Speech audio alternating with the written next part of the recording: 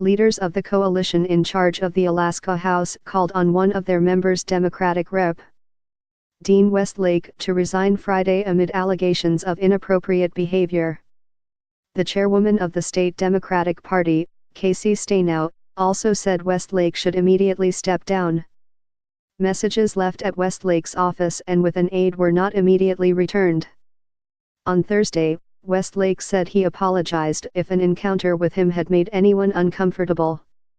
Sign up today for a free 30-day free trial of unlimited digital access. His statement came after a former legislative aide, Olivia Garrett, made public her complaints of inappropriate behavior by Westlake. The Anchorage Daily News reported Friday that 6 other female aides said Westlake acted inappropriately toward them or made them feel uncomfortable. The paper said those women asked to not be identified.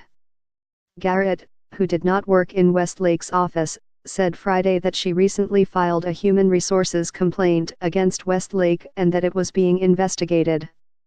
The formal complaint came after Garrett complained about Westlake in a letter last March addressed to House Speaker Bryce Edgman and House Majority Leader Chris Tuck. Garrett, who responded to questions from the Associated Press by email on Thursday, said no one followed up with her after the letter was submitted and she feared she would be retaliated against if she was perceived as pushing the issue. "The Capitol isn't a workplace where staff are encouraged to stick up for themselves," she said. She provided the Associated Press with a copy of a letter addressed to Edgman and Tuck, in which she detailed 2 instances of unwelcome physical contact from Westlake at work-related functions outside the Capitol, including one incident in which she says he grabbed her buttocks. She told the AP that she came forward, in part, because institutions like the Alaska legislature don't change without public pressure.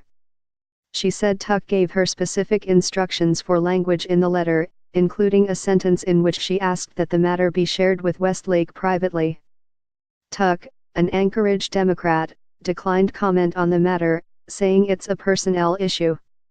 In an interview earlier this week, Edgman, a Democrat, said he became aware of the complaint in March and spoke with Westlake, a first-term lawmaker from Kotzebue. The legislature recently formed a subcommittee to recommend updates to harassment policies. Current legislative policy enacted in 2000 leaves room for interpretation and needs updating, Edgman said. Under that policy, there have been 22 investigations. 11 involved alleged sexual harassment, 2 were for other forms of alleged workplace harassment, and 9 were for other alleged workplace violations, said Skip Labaugh, Human Resources Manager for the Legislative Affairs Agency. Labaugh could not provide details on the disposition of those cases, citing policy.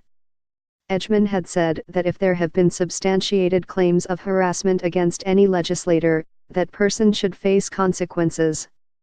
"When I say substantiated, I think it has to go through a full investigation process," he said.